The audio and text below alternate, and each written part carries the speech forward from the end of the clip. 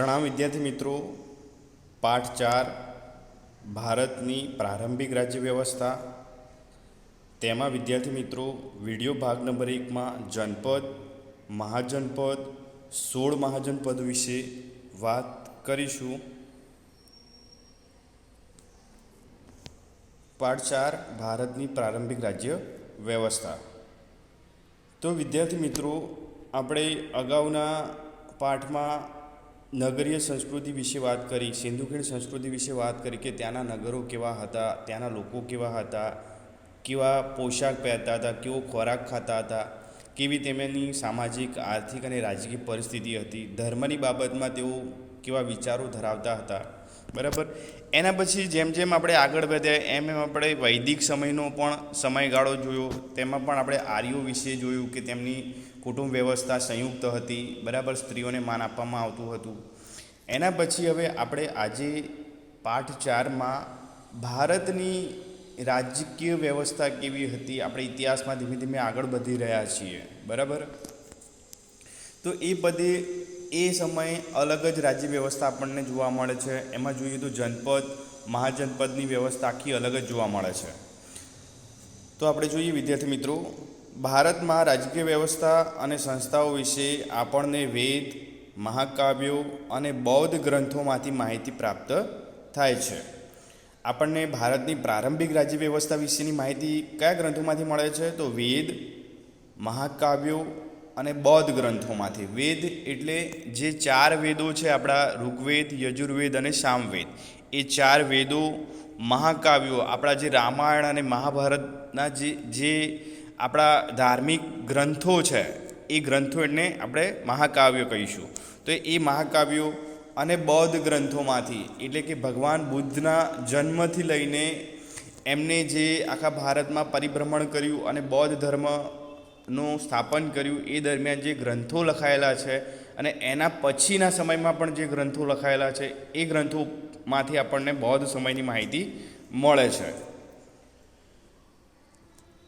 ઋગ્વેદકાલીન કે વૈદિક કાળમાં રાજ્ય વ્યવસ્થાનું સ્વરૂપ કબીલાઈ શાસન વ્યવસ્થા જેવું હતું। કબીલાઈ એટલે કે 10 કે 15 નાના નાના મોટા ઘર હોય અને એ ઘરમાં જે લોકો રહેતા હોય એમાંનો એક માણસ મુખ્ય હોય, બરાબર। જે 10 કે 15 ઝૂંપડા હોય એમાંનો એક માણસ મુખ્ય હોય, જેને આપણે મુખી કે નાયક કહીશું। અને આવી જે વ્યવસ્થા હોય એને આપણે કબીલાઈ વ્યવસ્થા કહીશું। શું કહીશું? કબીલાઈ વ્યવસ્થા। તો ઋગ્વેદકાલીન કે વૈદિક કાળમાં રાજ્ય વ્યવસ્થાનું સ્વરૂપ કબીલાઈ શાસન વ્યવસ્થા જેવું હતું। કેવું હતું? કબીલાઈ શાસન વ્યવસ્થા જેવું। આમાંથી પ્રશ્ન પૂછાય વિદ્યાર્થી મિત્રો કે ઋગ્વેદકાલીન કે વૈદિક કાળમાં રાજ્ય વ્યવસ્થાનું સ્વરૂપ કેવું હતું? તો કબીલાઈ શાસન વ્યવસ્થા જેવું હતું। તેના વડાને રાજ્યને કહેવામાં આવતા, જેની ચૂંટણી થતી, એ વખતે જે મુખ્ય માણસ હોય, વડા હોય, એને રાજ્યને કહેવામાં આવતું અને આ રાજ્યની નિમણૂક કેવી રીતે થતી હતી? ચૂંટણી દ્વારા। સભા અને સમિતિ જેવી રાજકીય સંસ્થાઓ અસ્તિત્વમાં હતી। આ સમુદાયને વીસ પણ કહેવામાં આવતો। આ જે કબીલાઈ વ્યવસ્થા હતી એ જ વ્યવસ્થાને આપણે વીસ પણ કહીશું। ભારતમાં ત્યાર પછી જુદા જુદા પ્રકારની રાજ્ય વ્યવસ્થા અમલમાં આવેલી જોવા મળે છે। આપણને અલગ અલગ વ્યવસ્થા આપણને ભારતમાં થયેલી જોવા મળે છે।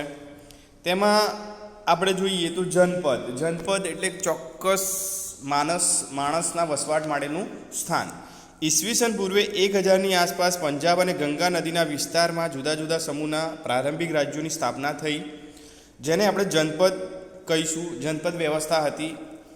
ટૂંકમાં જનપદ એટલે માણસના વસવાટનું એક ક્ષેત્ર કે સ્થાન, એટલે કે જ્યાં માણસનો સમૂહ રહેતો હોય, જ્યાં વસવાટ કરતો હોય, એવી વ્યવસ્થાને આપણે જનપદ કહીશું। જનપદ શબ્દ રાજ્યના અર્થમાં વપરાતો। આપણે એ સમયની રાજ્ય વ્યવસ્થા જોઈએ તો જનપદ શબ્દ છે એ રાજ્યના અર્થમાં વપરાતો હતો। જનપદ એ ઋગ્વેદકાલીન કબીલાઈ સમાજથી બહુ વિશિષ્ટ કહી શકાય તેવી રાજ્ય વ્યવસ્થા હતી, બરાબર। જનપદ વ્યવસ્થા હતી એ કબીલાઈ સમાજથી બહુ વિશિષ્ટ કહી શકાય તેવી સમાજ વ્યવસ્થા આપણને જોવા મળે છે।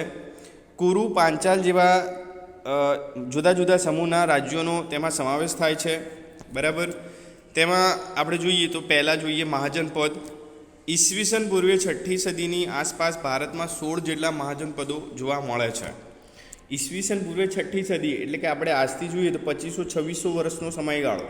આજથી આપણે 2500-2600 વર્ષના સમયગાળાની વાત કરીએ તો એ સમયે આપણને 16 જેટલા મહાજનપદો જોવા મળે છે. મહા એટલે મોટું, જનપદ એટલે જનપદ, બરાબર. એટલે કે જ્યાં મોટા પ્રમાણમાં લોકોનો સમુદાય રહેતો હોય એવું વસવાટ માટેનું એક સ્થાન જેને આપણે મહાજનપદ કહીશું. આ મહાજનપદોના કેટલાક ગણરાજ્યો હતા તો કેટલાક રાજાશાહી પ્રકારના રાજ્યો પણ હતા. આપણને આ જે મહાજનપદો જોવા મળે છે એમાં આપણને 2 પ્રકારની રાજ્ય વ્યવસ્થા જોવા મળે છે. વિદ્યાર્થી મિત્રો અહીંયા ખાસ ધ્યાન આપજો, આપણે આ બંને રાજ્ય વ્યવસ્થા યાદ રાખવાની છે. એમાં આપણે ગણરાજ્યો યાદ રાખવાના છે અને કેટલીક રાજાશાહી જેમાં રાજાનું સ્થાન મુખ્ય હોય એવી વ્યવસ્થા એટલે રાજાશાહી પ્રકારના રાજ્યો હતા. આ મહાજનપદો નીચે આપેલા કોષ્ટકમાં દર્શાવેલ છે. જેમાં આપણે જોઈએ તો 16 મહાજનપદો અહીંયા દર્શાવેલા છે, જેમાં ક્રમ, મહાજનપદ, રાજધાની અને વર્તમાન સમયમાં એ સ્થાન ક્યાં આવેલું છે એની માહિતી આપેલી છે. આપણે લઈએ પહેલો નંબર 1 અંગ, તો જેની રાજધાની હતી ચંપા અને એ અત્યારે હાલમાં વિસ્તાર ક્યાં આવેલો છે? પૂર્વ બિહારમાં આવેલો છે. એના પછી આપણે બીજો નંબર લઈએ વજ્જી, જેની રાજધાની હતી વૈશાલી અને એ અત્યારે હાલમાં વર્તમાન સ્થાન છે ઉત્તર બિહાર. ત્રીજો નંબર છે મલ્લ, એની રાજધાની છે કુશીનારા, જેનું વર્તમાન સ્થાન છે ગોરખપુર આસપાસનો પ્રદેશ, ઉત્તર પ્રદેશ. ચોથો નંબર છે કાશી, જેની રાજધાની છે વારાણસી અને એનું વર્તમાન સ્થાન છે વારાણસી. પાંચમો નંબર છે મગધ, જેની રાજધાની છે રાજગૃહ કે ગિરિવ્રજ અને વર્તમાન સ્થાન છે દક્ષિણ બિહાર. છઠ્ઠો નંબર છે કૌશલ, જેની રાજધાની છે અયોધ્યા, જેને શ્રાવસ્તી પણ કહીશું, અને રાજધાની છે અને વર્તમાન પ્રદેશ છે અવધ. 7 નંબર છે વત્સ્ય, જેની રાજધાની છે કૌશાંબી અને વર્તમાન પ્રદેશની વાત કરીએ તો પ્રયાગરાજ આસપાસનો પ્રદેશ. 8મો નંબર છે ચેરી સુક્તમતી, જેની વર્તમાન સમયમાં આપણે વાત કરીએ તો યમુના અને નર્મદા નદીનો પ્રદેશ. 9 નંબર છે પાંચાલ, જેની રાજધાની હતી અહિરછત્ર, જે અત્યારમાં બદાયુ બરેલી આસપાસનો વિસ્તાર ઉત્તર પ્રદેશ છે. 10મો નંબર છે સુરસેન, જેની રાજધાની છે મથુરા અને હાલનો પ્રદેશની આપણે વાત કરીએ તો મથુરા આસપાસનો પ્રદેશ ઉત્તર પ્રદેશ. 11મો નંબર છે કુરુ, જેની રાજધાની છે ઇન્દ્રપ્રસ્થ અને આ પ્રદેશ છે દિલ્હી અને મેરઠની આસપાસનો પ્રદેશ. 12મો નંબર છે અસ્મક, એની રાજધાની છે પૌડન્યા અને વર્તમાન પ્રદેશ છે ગોદાવરી નદીના કિનારે. 13મો નંબર છે અવંતી, એની રાજધાની છે ઉજ્જૈની અને એનો પ્રદેશ છે માળવાનો વિસ્તાર. 14મો નંબર છે મસ્તસ્ય, જેની રાજધાની છે વિરાટનગર અને હાલમાં એનો વર્તમાન સ્થાન પ્રદેશની વાત કરીએ તો જયપુર આસપાસનો પ્રદેશ. 15મો નંબર છે ગાંધાર, જેની રાજધાની છે તક્ષશિલા અને હાલનો પ્રદેશ છે પેશાવર અને રાવલપિંડી આસપાસનો પ્રદેશ. 16મો નંબર છે કંબોજ, જેની રાજધાની છે લાજપુર અને વર્તમાન પ્રદેશ છે નૈઋત્ય કાશ્મીરનો આસપાસનો પ્રદેશ. હવે આપણે આ જે 16 મહાજનપદો જોયા એ 16 મહાજનપદોની તમારે વિદ્યાર્થી મિત્રો રાજ્યો, રાજધાની યાદ રાખવાની છે. ખાસ જોડકા, ખાલી જગ્યા અને વિકલ્પોમાં ખાસ આ પ્રશ્ન પૂછાય છે, એટલે રાજ્યો અને રાજધાની ખાસ યાદ રાખવાની છે તમારે, અને એની સાથે જે વર્તમાન સ્થાન છે એ પણ. પછી આપણને એવું થાય કે આવી 16 મહાજનપદો હતા, એની માહિતી આપણને કઈ રીતે પ્રાપ્ત થાય છે? તો આપણે જોઈએ કે પાલી ભાષામાં લખાયેલ અંગુત્તર નિકાય ગ્રંથ અનુસાર અનુવૈદિક કાળમાં 16 મહાજનપદો હતા.